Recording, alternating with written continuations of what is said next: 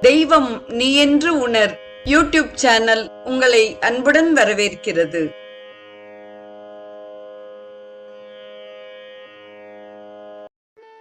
அன்பு உள்ளங்கள் அனைவருக்கும் இனிய சுபதின வணக்கம். அப்பனே, எனக்கு அமுதனே, ஆனந்தனே, அகம்நெக அள்ளூறு தேன் ஒப்பனே, உனக்கு உரிய அன்பரில் உரியனாய் உனை பருக நின்றதோர் துப்பனே, சுடர் முடியனே, துணையாளனே, தொழும்பாளர் எய்ப்பினில் வைப்பவனே, என்னை வைப்பதோ சொலாய் நைய வையகத்து எங்கள் மன்னனே. எனக்கு தந்தையே, அமிர்தமே, ஆனந்தமே, உள்ளம் உருகுதற்கும் வாய் ஊறுதற்கும் ஏதுவாய் உள்ள தேன் போன்றவனே, உனக்கு உரிமையுடைய மெய்யன்பரை போல நானும் உரிமையாளனாகி உன்னை புசித்து உயிர் வாழ்வதற்கான ஒப்பற்ற உணவே, ஒளி விளங்கும் திருமுடியை உடையவனே, மாறா துணையாய் இருப்பவனே, தொண்டர் தளர்வுற்று இருக்கும் பொழுது உதவும் செல்வமே, இப்பொய்யான உலக வாழ்க்கையில் நான் துன்புற்று இருக்கும்படி வைப்பது முறையாகுமோ?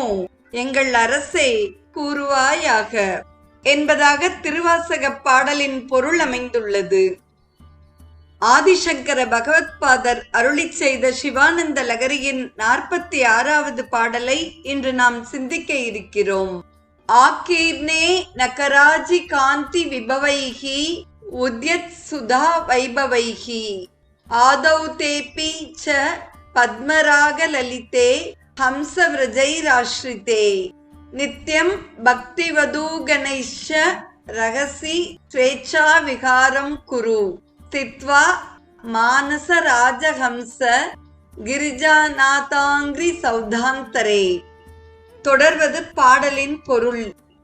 மானச ராஜஹம்ச, மனதாகிற சிறந்த அன்னமே, நகராஜி காந்தி விபவைகி, நகவரிசைகளில் இருந்து வீசும் ஒளிப்பெருக்கால், ஆக்கீர்ணே நிறைந்ததாயும், உத்யத் சுதா வைபவைகி தலையில் வளர்கின்ற சந்திரனுடைய அமிர்தக்கலை பெருக்கால், ஆதௌ தே வெள்ளையடிக்கப்பட்டது போல் இருப்பதாயும், அப்பீச்ச மேலும், பத்மராக லலிதே பத்மராக கற்கள் இழைத்ததால் அழகாக சிவந்து காணப்படுவதாய் தோன்றும், ஹம்ச விரஜைகி பரமஹம்சர்கள் ஆகிற அன்னப்பறவைகளால், ஆஸ்ரிதே சூழப் பெற்றதாயும் உள்ள, கிரிஜாநாத அங்கிரி சௌதாந்தரே பார்வதியின் பதியான சிவபெருமானின் திருவடிகள் ஆகிற மாளிகையின் உள்ளே, ரகசியத்தில்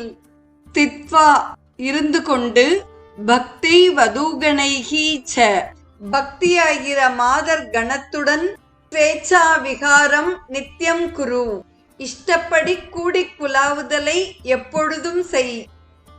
தொடர்வது பாடலின் தெளிவுரை. சிவானந்த லகரியின் முந்தைய பாடல்களில் மனதை கோட்டையாகவும் குகையாகவும் வனமாகவும் கூறிய ஆதிசங்கரர் இப்பாடலில் இறைவனின் திருவடியை மாளிகையாகவும், மனதை அத்திருவடி மாளிகையில் வசிக்கும் அன்னப்பறவையாகவும் வர்ணிக்கிறார்.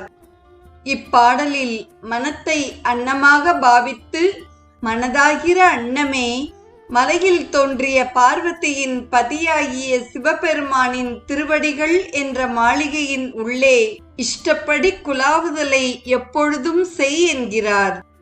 அதன் உள்ளே அவர் கூறும் வர்ணனைகள் என்னவென்றால், சிவபெருமானின் நகவரிசைகள் ஒளிப்பெருக்கு நிறைந்ததாய் உள்ளது. அதனால் அந்த மாளிகையே ஒளி வெள்ளமாய் உள்ளது. சிவபெருமானின் தலையில் வளர்கின்ற சந்திரனுடைய அமிர்தக்கலை பெருக்கால் அந்த மாளிகையே வெள்ளையடிக்கப்பட்டது போல் இருப்பதாக தோன்றுகிறது. இன்னும் ஒரு படி கூடுதலாக சிவபெருமானின் சிவந்த பாதத்தை வர்ணிக்கும் பொழுது அது பத்மராக கற்கள் இழைத்ததாக தெரிகிறதாம். இத்துணை அழகுற உள்ள மாளிகை பரமஹம்சர்கள் என்கிற அன்னப்பறவைகளால் சூழப்பெற்று உள்ளது. இதில் சிவபெருமான் பக்தி என்னும் பெண்ணுடன் இரகசியமாக இருக்கிறார். இப்பாடலில் பக்தி என்பது தனிப்பட்ட முறையில் இறைவனுடன் அணுக்கமாக செய்யப்பட வேண்டிய ஒன்று என்பது அழகாய் தெளிவுறக் கூறப்பட்டுள்ளது. பக்தி என்னும் அன்னப்பறவையுடன் எப்பொழுதும் புலாவுதல் செய் என்று சிவபெருமானை வருந்தி அழைக்கிறார் ஆதிசங்கர பகவத்பாதர். இப்பாடலில் நகராஜி காந்தி விபவைகி என்ற சொற்றொடருக்கு தன் பாதங்களில் சரணடைந்து வணங்குபவர் அகத்தில் உள்ள இருளை அவருடைய நகத்தின் ஒளியால் போக்குபவர் என்ற பொருளாகிறது. அடுத்ததாக ஹம்சம் வர்ணிக்கப்படுகிறது. ஹம்சக சோகம் என்பது பெரிய மந்திரம். இந்த ஹம்ச மந்திரத்தின் பொருளை எப்போதும் தியானிப்பவர்கள் என்ற பொருளில் வருகிறது. சௌதக என்றால் அடுக்கு மாளிகையின் மேல் மாடி.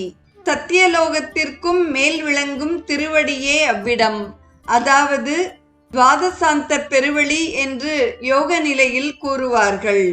இவ்விடத்தில் சுதா என்ற சொல் வெள்ளை நிறமுடைய சந்திரனை குறிக்கிறது. பத்மராக லலிதே என்ற சொல் பத்மராக கல்லால் இழைத்த மாளிகை, தாமரை போல் சிவந்த பாதம் என்ற பொருளில் வருகிறது.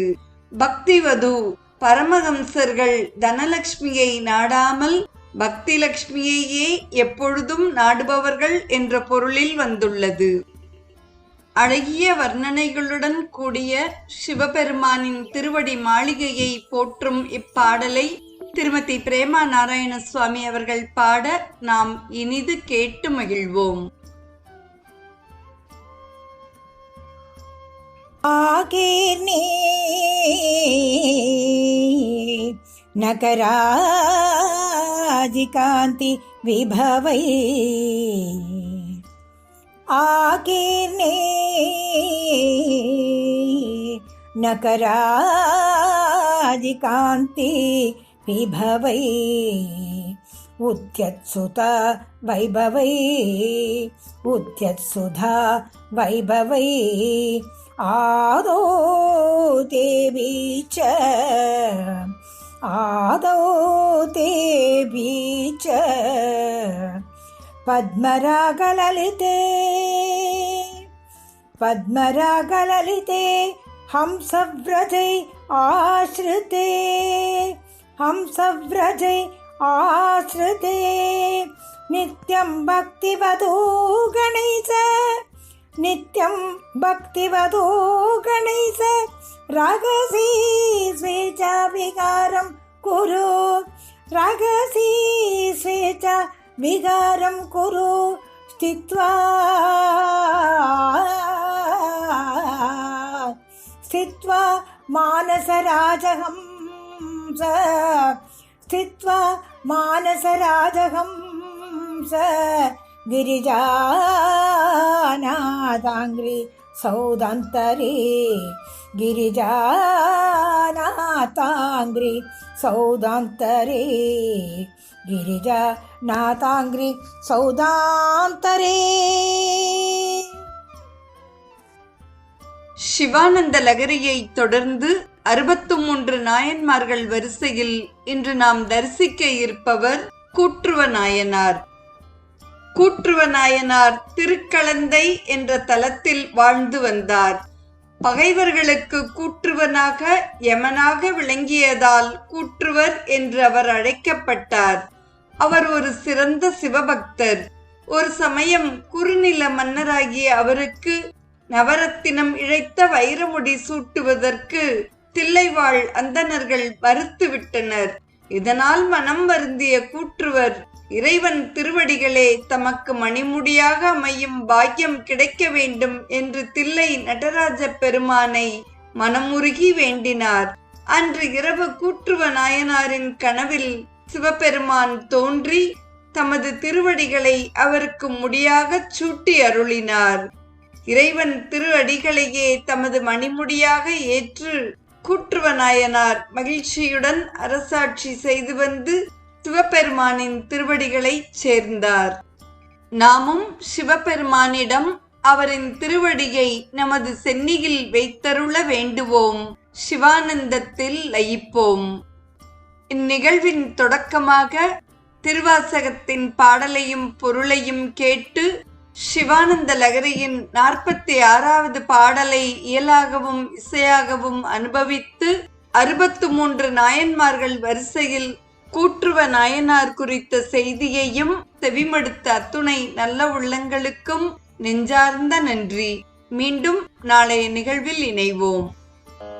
தெய்வம் நீ என்று உணர் யூடியூப் சேனலை கேட்டு மகிழ்ந்த நீங்கள் உங்கள் நட்பு வட்டத்திற்கும் பகிர்ந்து தொடர்ந்து உங்களது நல்ல ஆதரவினை சப்ஸ்கிரைப் செய்து வழங்குமாறு அன்புடன் வேண்டுவது உங்கள் அன்பின் விசாலம்.